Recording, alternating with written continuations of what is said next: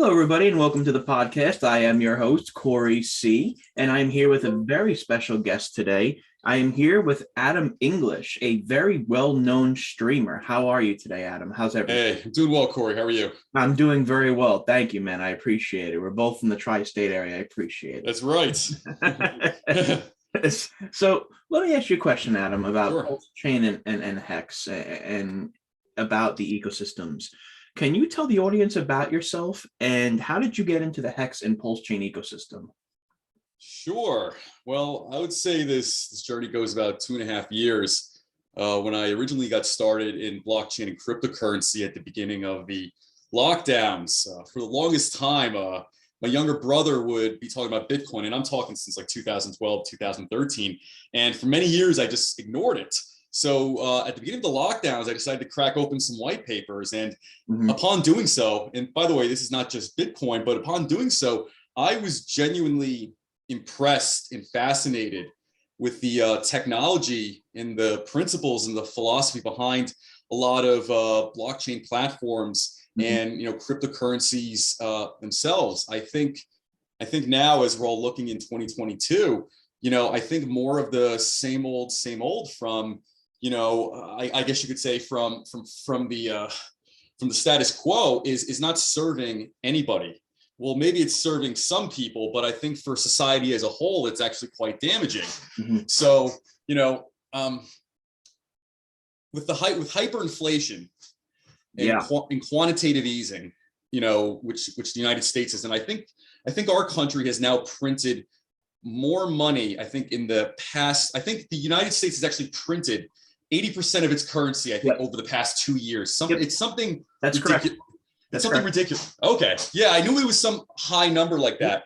But when it comes to things like that, we don't have a leadership that's particularly forward thinking. To say the very least. So getting into blockchain, getting into cryptocurrency, I saw that many of these tokens had real life practical uses. I also saw many that were, like a store of value. They had a deflationary, you could say, almost reflex. They had set amounts. There would be automatic burning in case the supply got too large.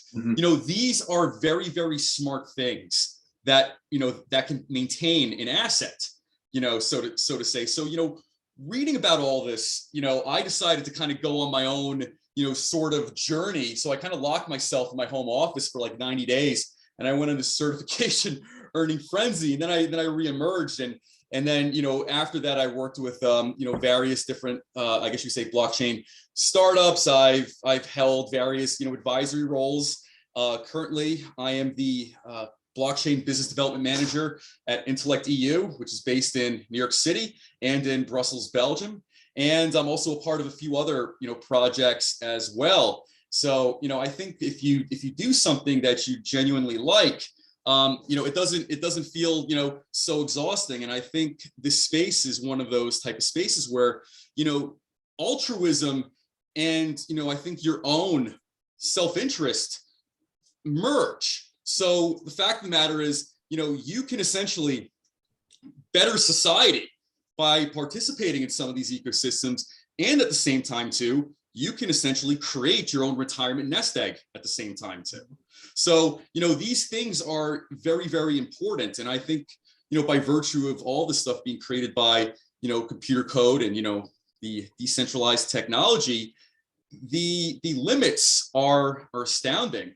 And it seems to me, it may be able to take you where your imagination is willing to go. When it comes to PulseChain, I actually met Anders Johnson, I think through a mutual friend on LinkedIn. And I think it was because he was checking out one of my episodes. And by the way, for everybody, Anders Johnson is the CEO of Love Token, love.io. And this token runs on the hard fork PulseChain blockchain. So we're going to, obviously we'll get into that shortly, but he caught some of my episodes. And I think for many who are watching this and, even those who are not, I've had a podcast show for about 10 months so far. Awesome. It's called Crypto with English. Thank you. It's called Crypto with English. And I have for at least 1 hour, various leaders across different aspects of blockchain, cryptocurrencies, NFTs and metaverse come on for an hour and talk about their projects and also provide their take on current events, because there's no way that this space or subject matter is going to be muted by any means. And in fact, it seems to me it's quite bullish. It's only growing, over time. I think maybe despite what detractors, may say. But anyway, about Anders. So I actually met Anders through LinkedIn, through a mutual friend. He contacted me about the show. He told me about love.io, the love token, and discussed the underlying technology, PulseChain. So, first off, I think if you have a company and it's called the love token or love.io, I think you're already winning there. By the way, this is like, the love token ecosystem, or love, as you will, this is like a type of name or a marketing or designation. These are things that could become part of language, much like people say, oh, I'm going to go Facebook this person. Oh, I'm going to go Google, that news article, something like love.io that uses this very special Ethereum hard fork has a tremendous amount of promise. And one thing I would like to state to everybody is that the underlying technology, which is PulseChain, is a hard fork of Ethereum, and it's actually much cheaper and much faster. So for all those out there, so for, I guess you could say, a block to be minted in standard Ethereum, it takes about anywhere from like 12 to 15 seconds. For PulseChain, that takes about 3 seconds. So because it's faster and more efficient, that means lower gas costs. That means you don't have to spend extra money to essentially facilitate your own transaction or like mint your own NFT or something.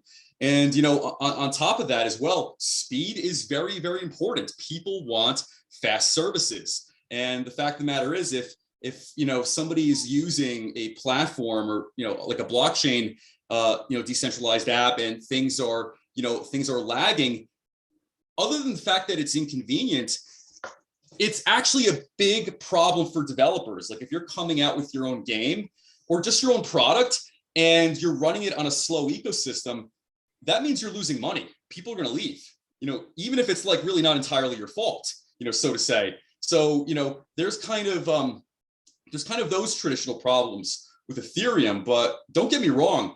I mean, Ethereum has to be one of the greatest pieces of technology, I think, in the past 25, 30 years. I would even say 50 years, to be honest. This is really the genesis block, no pun intended, but it really is the genesis block of like all decentralized apps for the most part. Much of our, you could say, DeFi world is built in many ways off of some sort of derivative of Ethereum.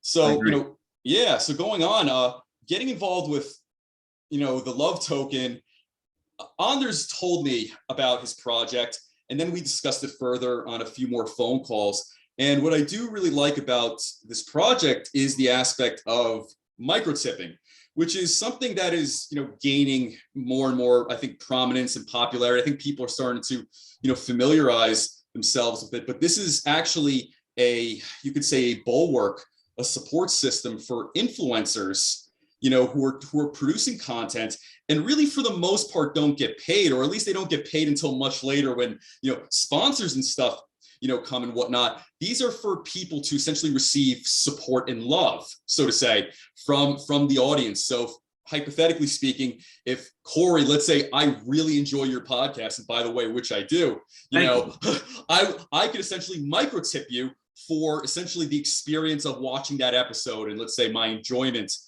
of it, and just for me as a fan to support, your project. So, in this love ecosystem, people are essentially sending each other love tokens that are built, that's essentially built on top of this PulseChain Ethereum hard fork. So for influencers everywhere, if you're a part of this ecosystem, you're creating content, videos, reels, memes, all sorts of stuff, you can receive micro tips from your audience, supportive audience members who have a vested interest in, seeing great content. And also, because this is a permanent ledger, It's good for people whenever they make it big to also remember who was supporting them along the way too. I think this goes across cultures, but sometimes if people hit it big, it's very easy to kind of forget that past life of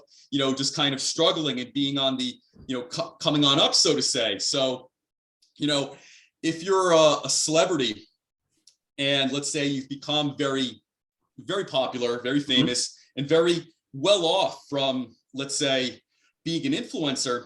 Well, if you're that person who came out of, let's say, this PulseChain and love ecosystem, you can't really snub your fans. And it's not a very good idea. There is a permanent immutable chain that will show every transaction and micro tip, that essentially went into your wallet, as you were, as one was, creating their content and, going through essentially the struggle and journey to get there. So, Anders mentioned this, sometimes like, you can receive like a kiss or a hug and it's kind of like easy to forget it. Or maybe sometimes it's kind of easy to take those things for granted. But having something like Love Token, you can actually send this, tangibly in through a digital ledger to anybody that you want. So think about it this way, like if your grandparents, miss you because you're away at college or something, they could send you love, so to say. And it does, have a tangible value. I think as a marketing tool, it's very, very effective because, I mean, listen, you and I are from the tri-state area. We're both pretty much on the outer rings of New York City. Yes. A lot of people are still very wary of, cryptocurrencies in general, even though it's 2022. So, getting like, let's say your grandparents to get in it, it's probably not going to be a very easy thing. No, not at all. Absolutely. Say the least. But if you had if you had essentially a service and a platform like Love, I think that has such universal A, meaning across languages, but B, it's fun. It's I mean, probably has to be one of the best names in the game, I have to say. I agree. So it's so easy to get, mass adoption, mass participation in some type of system where it's literally called the Love Token. It's literally the Love ecosystem. So it's I'm very happy to be on board with it as an ambassador. Absolutely. No, and I appreciate that, Adam. I appreciate that very much what you just said. I mean, there's so much to unpack there. Right. Yeah, I know that was quite a bit, but yeah. No, that's a good thing. It's a very good thing in my opinion. The first thing is I agree. PulseChain is a massive innovation, and that's why it is so special, because it is extremely innovative in the fact that, one, it forks over basically the entire Ethereum ecosystem, first of all. Right. Second of all, it's more efficient than Ethereum, and it's more environmentally friendly. It also has Ethereum has a massive community as well, but PulseChain has a massive community behind it, which is the Hex community. We're seeing 70,000 people in the PulseChain chat and in Telegram, and overall, when you look at all the socials, you're up to 150,000 already, and this project hasn't even launched yet. So, and you're already having projects getting prepared to build on it, like Love. So that is extremely important as a whole. Another thing you brought up is about content creators. Content creators are stifled by centralized intermediaries and middlemen, which makes it a massive problem, which is exactly why Love.io is such an important project and platform, because Twitter makes money on your data, or Instagram, or anybody else, so to say. So yeah, exactly. So it to me makes me realize, because I mean, on YouTube, I'm not making much money. If you don't have like 100,000 subscribers and 50,000 views per video, you're not really making much money off of this. I mean, I'm not much money. I understand, I can barely fill up my tank with YouTube. I'm doing this basically for free. Gas prices, I mean, are atrocious as it is right now. Yes, exactly. No, exactly. It's absolutely terrible, especially as you get close to the tri-state area. Oh yeah. So with that being said, in regards to content creation, I like the idea that Love.io can take back that centralized model and allow for content creators to create their own stream without needing without having to share, because it's mostly exploit, their revenue streams. And I also like the idea that you said that it's a universal language and there's no barriers to entry, no matter what culture, no matter what age, no matter what location, no matter proximity. Right. So I like that. So and you brought up that you are an ambassador and you met with Anders through LinkedIn.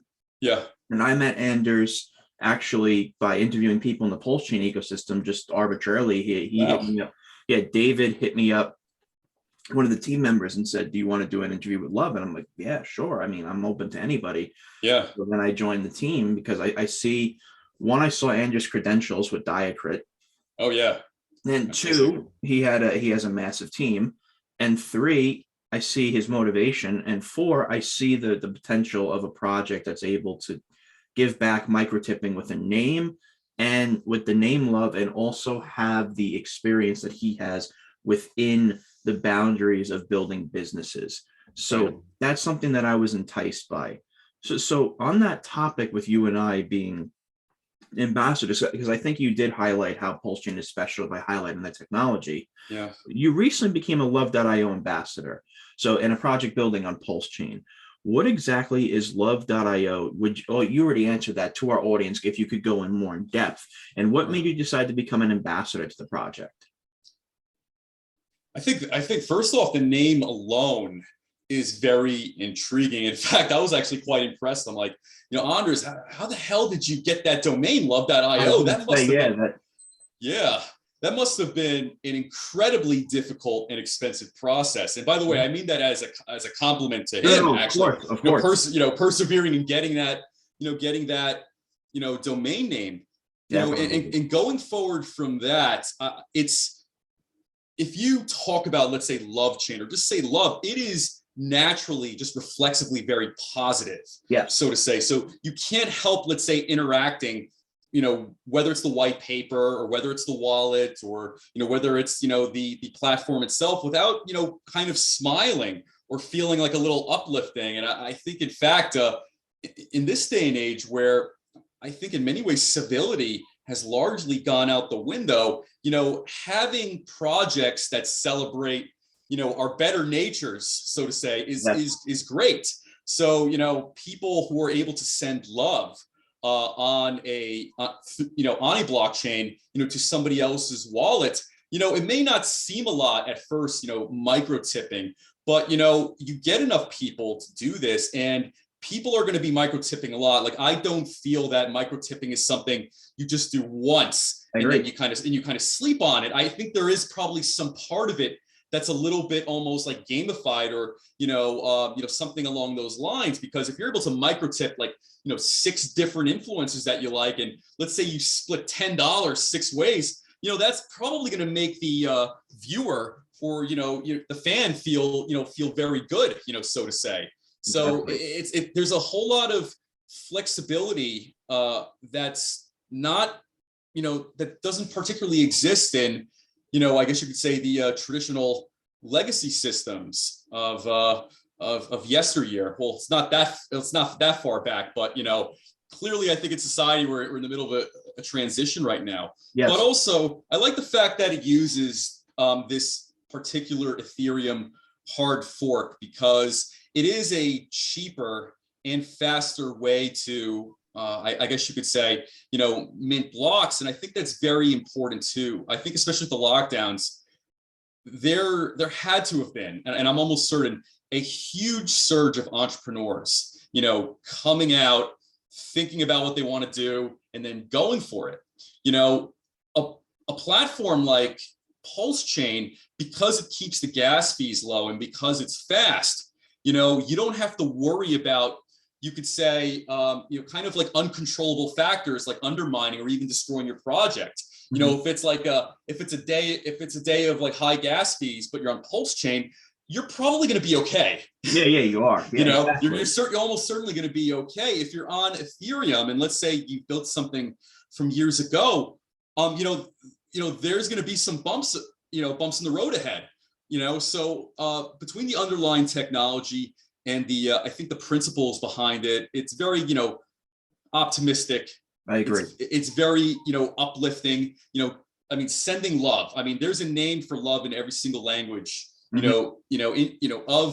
of human history, since the beginning of time. So the fact of the matter is that if people can essentially, microtip and, support each other, whether it's through, content, or even whether it's just, just being nice, whether, to your friends or family, all those little things make a difference, over time. So you can't underestimate the effect of consistent, small efforts, so to say.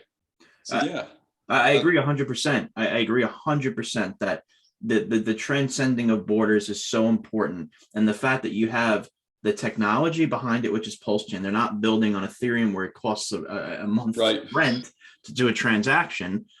And at the same time, you have the name and you have the optimism behind it. I think is a very, very strong coordinated trifecta of ingenuity that I think will really, really, really dominate the content creator space in the near future.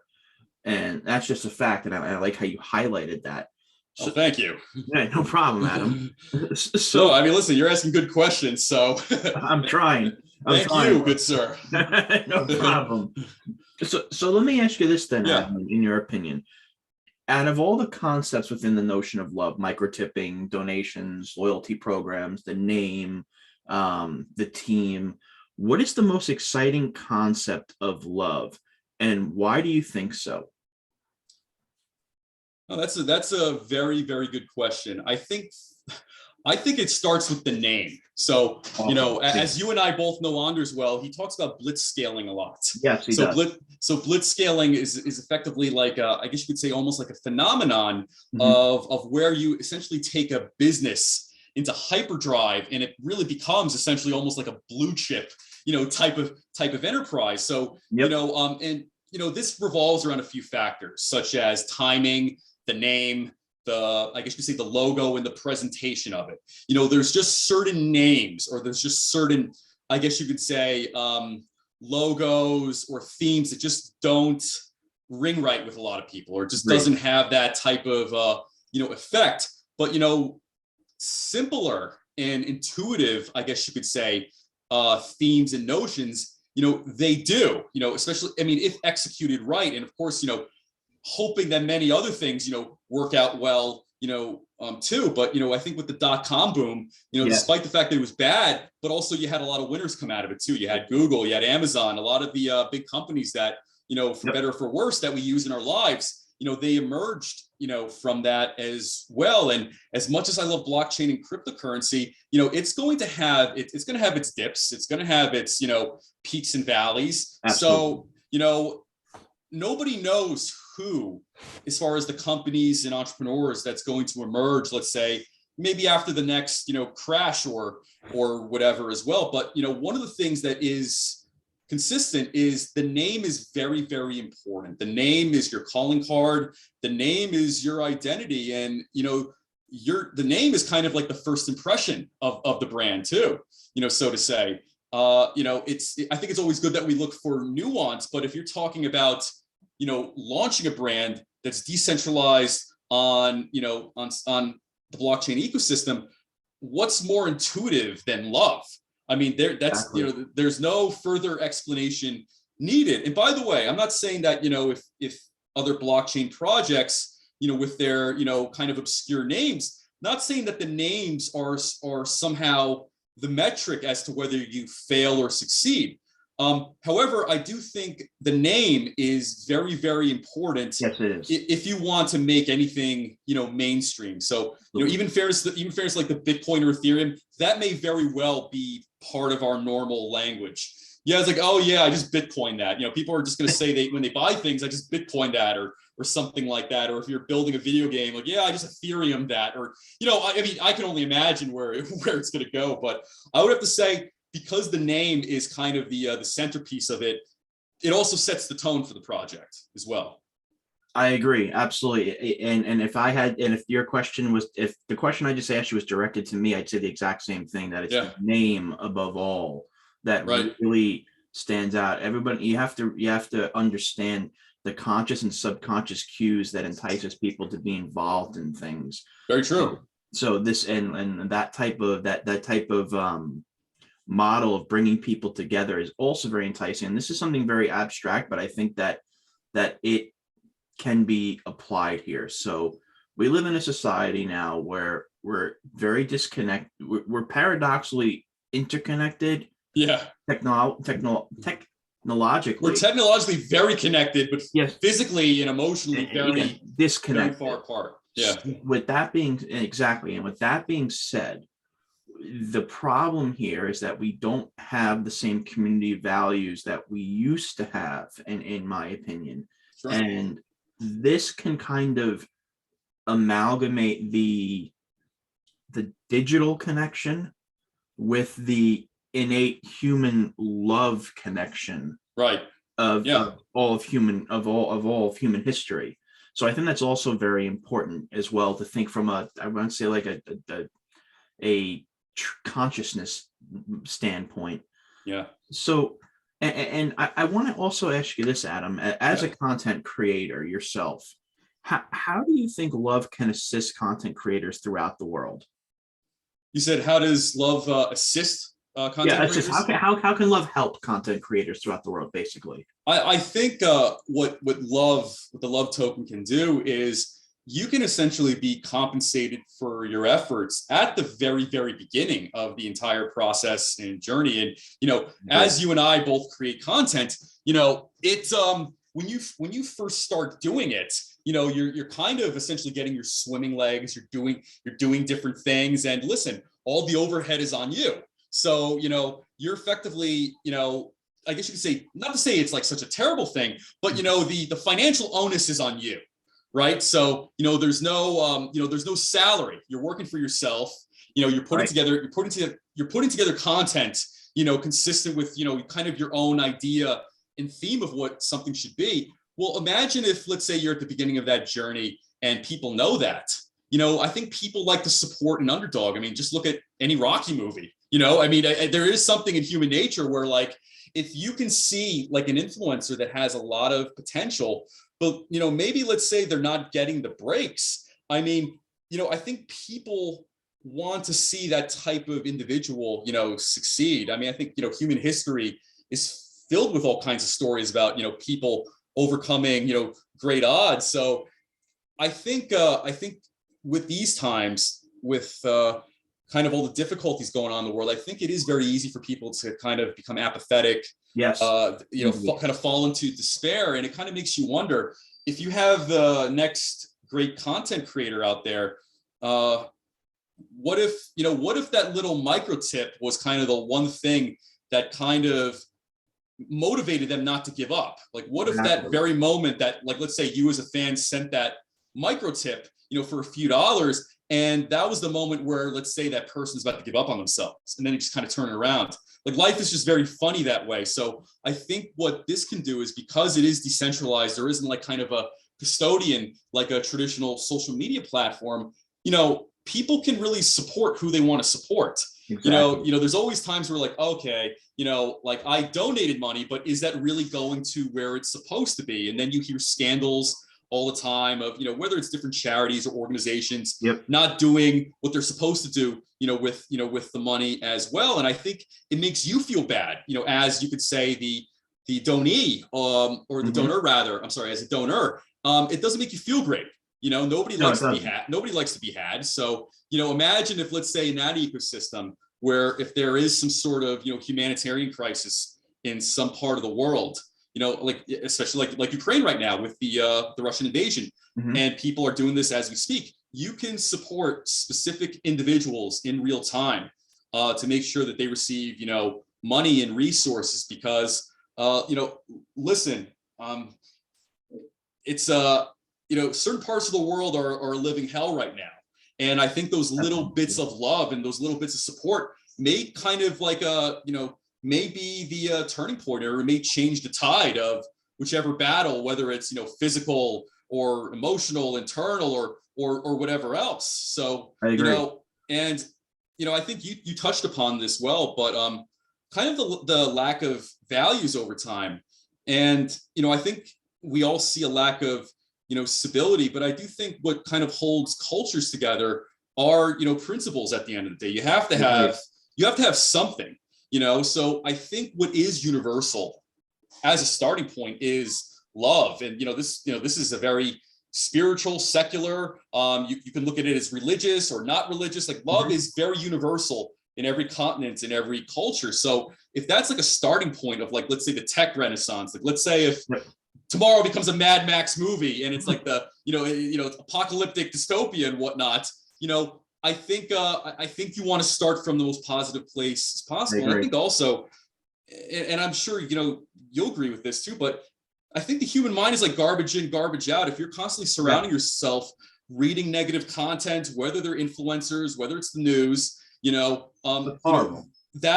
does program you. That does really kind of calibrate what your outlook is, so to say. So I think people should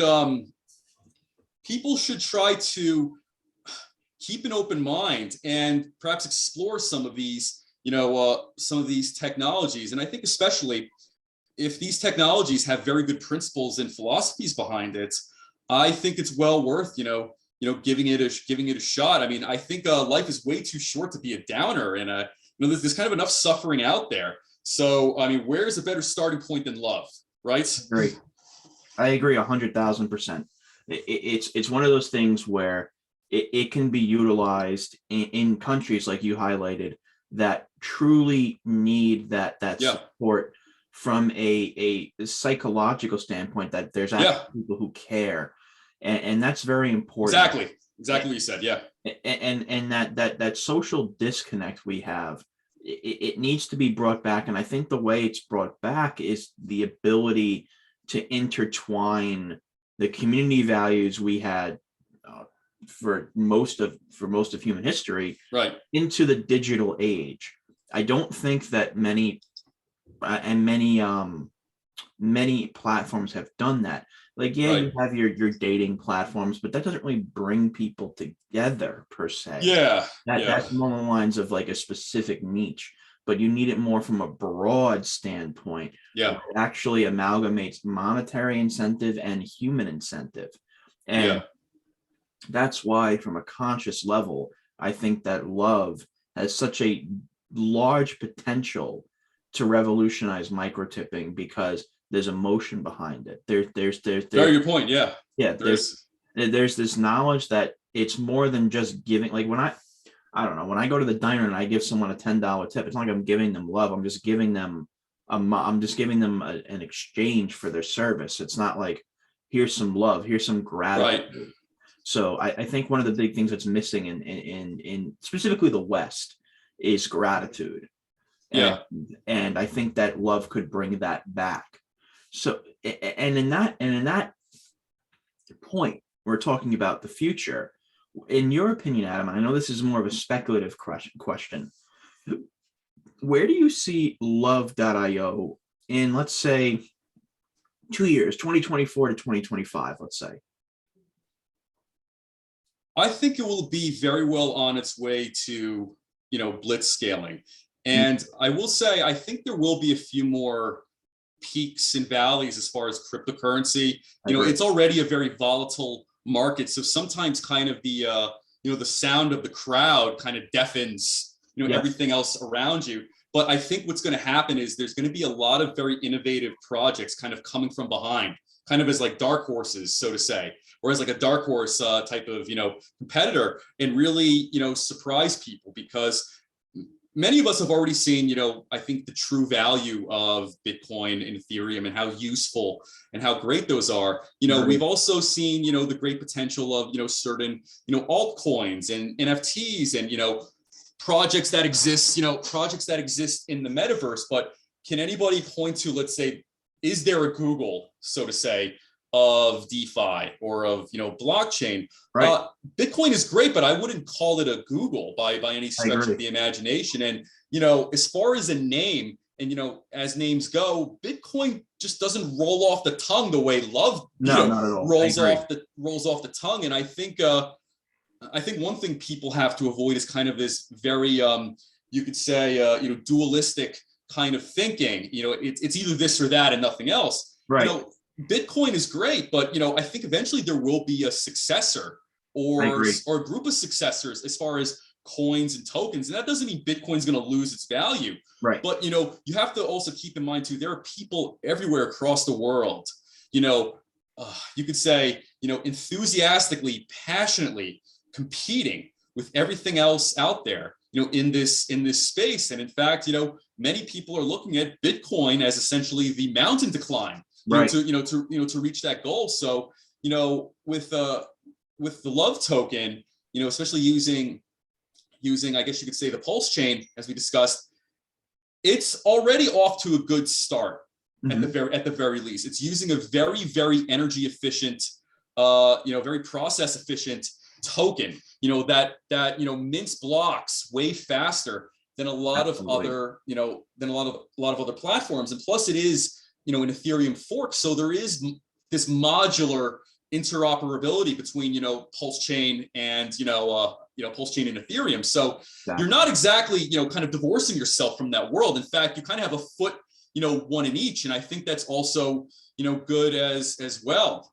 It gives people that flexibility to, you know, really navigate where they wish to go in this space. So I would say, you know, back to your question, I would say within the next 2 to 5 years, I think it will be well on its way to, you know, blitzscaling. And, you know, as Anders likes to talk about, you know, Metcalfe's law, you know, yes. in our numerous conversations. So, yep. And that means, you know, for everybody tuning in, that means that, you know, as a network gets larger, naturally your coin or your token or that, you know, you could say that collateral or that asset increases in value, yes. you know, over time. And there is, you know, significant evidence to, you know, support that. So, you know, kind of being cognizant of, you know, the principles of blitzscaling in Metcalfe's law, you know, these are things that don't come out of thin air. In fact, these are very, I guess you could say, sturdy, you know, business and real life principles. So exactly. I'm very bullish, as they say, on Love Coin, on Love Token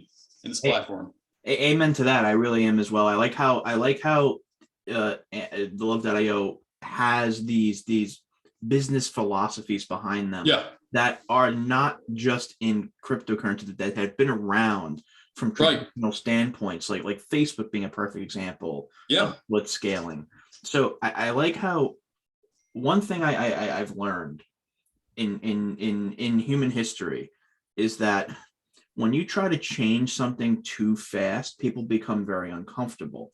Yeah. But if you utilize lessons from the past and incorporate them into what you are doing, it becomes much easier to assimilate the older generations and especially the younger generations. And I feel like that's what Love is doing. It's taking traditional aspects of the successes of traditional industries and is applying them to this brand new asset class. And that's exactly why I'm so enticed by this, because it's able to take two completely different spectrums of industry and coordinate them together. So with that being said, Adam, I really, really appreciate your time with me discussing this. Thank you for having me on. Absolutely. And I just want to ask you, are there any finishing thoughts you want to say about Hex, PulseChain, or Love? I would suggest to anybody out there tuning in, please check out Love and the PulseChain platform that it's on. This is a very, very special and very out-of-the-box project and technology. And, you know, I think the problem in life is that people always focus on the front runners, you know, not the underdogs. So that's why, you know, by the way, even Bitcoin was an underdog at one point. A lot of people dismissed it, and then look what happened. So I would say for anybody in the space, keep your eyes open. And I would say give Love.io a look. I think it's well worth your time. I agree 100%. And I can't thank you enough for coming on, Adam, and discussing Love.io in a brilliant fashion and highlighting Metcalfe's law. Can't even say it right. Blitzscaling. It's okay. It's Friday. Love.io, PulseChain, Hex, your view on content creation and microtipping and how it can help people. I really appreciate your enthusiasm. Your very thank you. Thank you. Your extroverted approach on teaching people. I've seen your streams before, and I really appreciate the the energy you put out. It's very extrovert. It's a very exciting energy per se. And I'm really appreciative that you shared that with me. And I definitely would love for you to come back on the show again soon. Well, from one podcaster to another, Corey, definitely have to get you on my show. Yes. Very soon. So yes, absolutely. We can hash this out and shoot the shit on all this. I feel like you and I can go into some rabbit hole questions and make this for a very interesting episode. So again, Corey, thank you very much for having me on, and I'm also very excited and very much looking forward to working with you, going forward on this project as well. And listen, positive energy is really the only energy worth having around at the end of the day, because the other kind, negative, it doesn't do shit. It doesn't really. I mean, it doesn't make anything better. And in fact, it weakens you, it weakens people around you. I think, and I may be bullish, or maybe it may sound hyperbolic, but I do believe that this generation right now may almost be like the greatest generation, like in World War II, that turns things around. I do think so, because I think there's a lot of promising entrepreneurs out there going against the grain and doing things despite, the odds that are in front of them. And also because I think this generation has been burdened by kind of a lot of the, you could say, the problems of, maybe DC and Wall Street, absolutely. These are problems that all of us as a society have to collectively share. And, similar things were going on, to the events leading up to World War II. And you look at that generation and how they turn things around. I'm very optimistic, especially with people in the space. There's a natural inclination for people to work together. And I think people, generally speaking, are very, optimistic too. So, if that's the foundation of the house, I don't think it's going to get blown over. So I agree. Yeah, I agree. I like that. I like that epilogue. Thank you. Yeah, it's really true. I really agree. I truly appreciate that optimism, and I really hope you're right. And I just hope, like you said, leading up to World War II, I hope that we don't have another world war. Right? Yeah. Of course, I don't wish that we had another. No. Of course, I didn't think you did. But that generation that really, you could say in many ways, kind of, brought things back together, and you could say, brought things, restored things. Kind of was, the generation that decided, hey, push forward, not backwards. Agreed. I think that is our generation right now. So I'm very excited, and I'm very optimistic as far as the people in it and what there is to come. Absolutely. Adam, thank you so much for your time, man. Thank you, Corey. I really appreciate the chemistry, and I'm looking forward to being on your show as well. Gonna have you on. Definitely. You let me know, man. I'm always available. You'll hear from me soon. Yes. I'm very much looking forward to our episode. Likewise, man. Cheers. Cheers. I'll talk to you soon. Yes.